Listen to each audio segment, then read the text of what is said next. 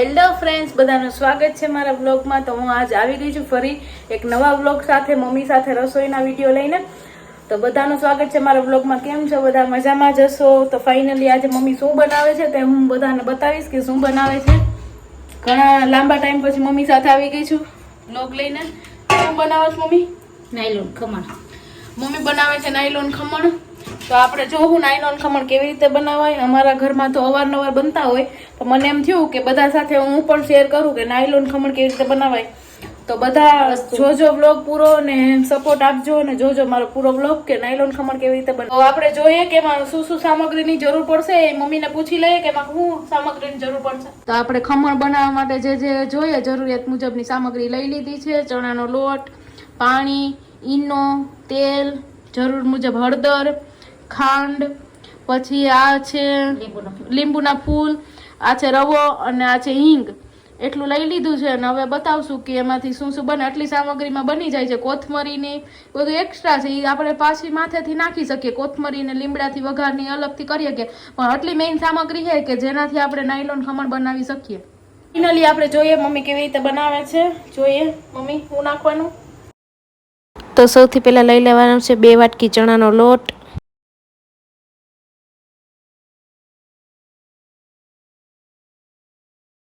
તો ત્યારબાદ લેવાની છે 2 ચમચી ખાંડ, તેલ 2 ચમચી તેલ,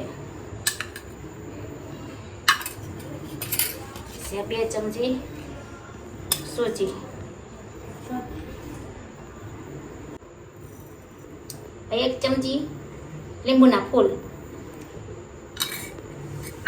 નાખીને પેલા હલાવી,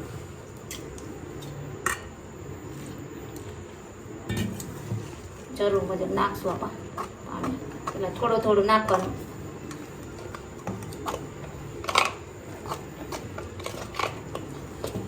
તો ફાઇનલી ગાઈઝ ઢોકળા બનીને રેડી થાય છે નાયલોન। આપણે જોઈએ સૂજી એટલે રવો નાખવાનો છે અને બેસન એટલે ચણાનો લોટ નાખવાનો છે। પછી એને હલાવવાનું છે, એક જ રાઉન્ડમાં જ ફેરવવાનું છે આપણે, અલગ અલગ નહીં। એને ગઠોડા જ્યાં સુધી હોય ત્યાં લગીને હલાવવાનું છે। ચણાના લોટના ગઠોડા ભાંગી જાય ત્યાં સુધી હલાવવાનું છે।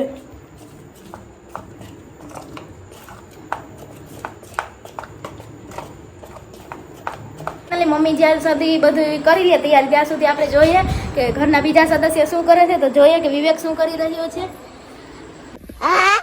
તો વિવેક તો ફોનમાં મશગુલ છે, ફોનમાં ભૂકા મારે છે। શું કરસ તું? આપણે એને પૂછીએ એટલે એમ કે કાંઈ નથી કરતો, જે આવીને નોકરીએથી આવીને આરામ કરે છે ને ફોનમાં ભૂકા મારે છે। ગાઈસ તમે જોઈ શકો છો આરામથી સૂતો છે અને બ્લોગ ચાલુ હોય એટલે એનું તો કામ શરમાવાનું છે, એ શરમાયા કરે। સ્પિંજ છે જે આટલી છે, ચપટી હળદર, બહુ નહીં નાખવાનું નકર સરતા થઈ જાય।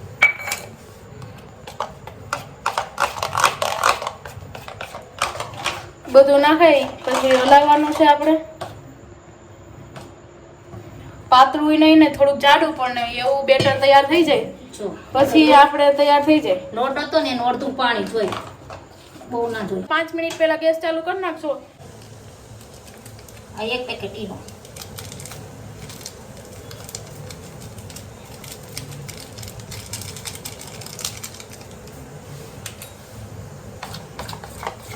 એક પેકેટ ઈનો નાખવાનો છે। 5 મિનિટ રેસ્ટ થઈ જાય બેટરને પછી ઈનો આખું 1 પેકેટ નાખી દેવાનું છે। જે નાની પડીકી આવે છે તમે જોઈ શકો છો, અવળી પડીકી આવે એ 1 પેકેટ આખું નાખી દેવાનું છે અને ફૂલ હલાવવાનું છે। થઈ જાય ફટાફટ હલાવી નાખવાનું। ફૂલ હલાવવાનું જેથી કરીને જે આપણે બનાવ્યું છે બેટર એ આખું ફૂલાઈને ઉપર આવી જાય બાઉલમાં। ત્યારબાદ ડાયરેક્ટ આપણે થાળી હોય જે ટોકરિયામાં થાળી તૈયાર કરીને રાખી દીધી, તમે જોઈ શકો છો। બેટરને નાખી દેવાનું છે કઢાઈમાં।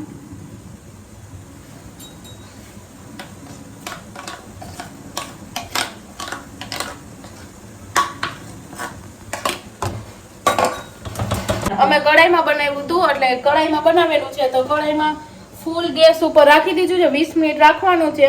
તો કઢાઈમાં અંદર ડીશ રાખી અને એમાં અંદર બેટર નાખી દીધું છે અને 20 મિનિટ થશે પછી આપણે જોશું કે કેવા બન્યા છે ઢોકળા।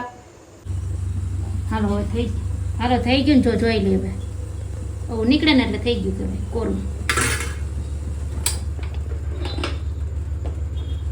ચાકુ હોય, ચાકાની અણી કે સ્ટીક કે એવું કઈ હોય એના મદદથી આપણે જોવાનું છે કે થઈ ગયા કે નહીં. જો થઈ ગયા હશે તો ચાકામાં હામાં ચોટશે નહીં બેટર, નકર બેટર ચાકામાં ચોટે સમજી લેવાનું હજી ચડ્યા નથી અને હજી ચડાવવાના બાકી છે. આપણે કરી લઈએ હવે વઘારની તૈયારી. તો 5-10 મિનિટ એને ઠરવા મૂકી દેવાના છે. જ્યાં લગીને ઠંડા પડી જાય ત્યાં સુધીમાં તો આપણે વઘાર કરી લઈએ. વઘારની તૈયારી થઈ ગઈ છે ને વઘાર કરી લઈએ. બતાવી દઉં છું વઘાર કેવી રીતે થાય તે હું તમને બતાવું છું.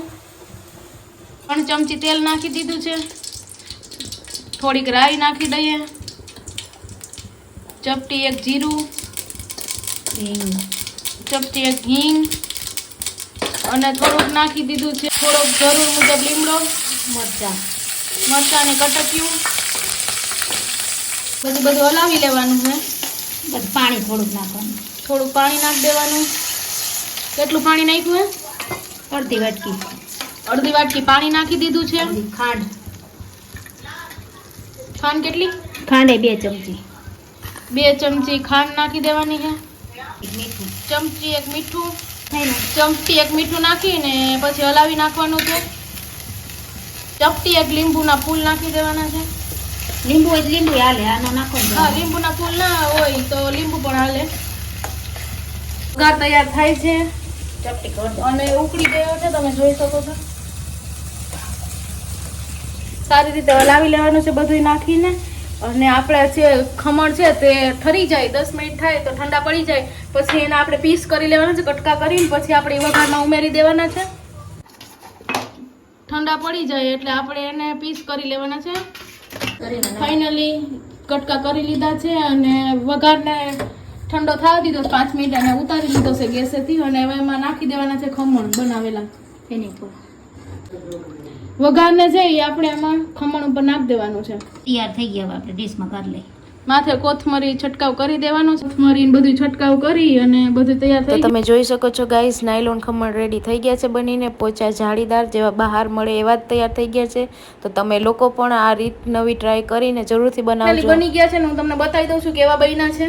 તમે જોઈ શકો છો બનીને તૈયાર થઈ ગયા છે.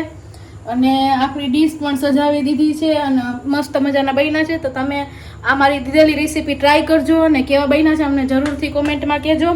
અમે જે પ્રમાણે માપમાં બધું નાખ્યું છે એ માપમાં તમે બધું નાખજો. હું બધું ડિસ્ક્રિપ્શનમાં આપી દઈશ કેટલું માપ છે ને શું છે તે બધું તમે નાખશો એટલે અવાજ બનશે પોચા અને બાર જેવા.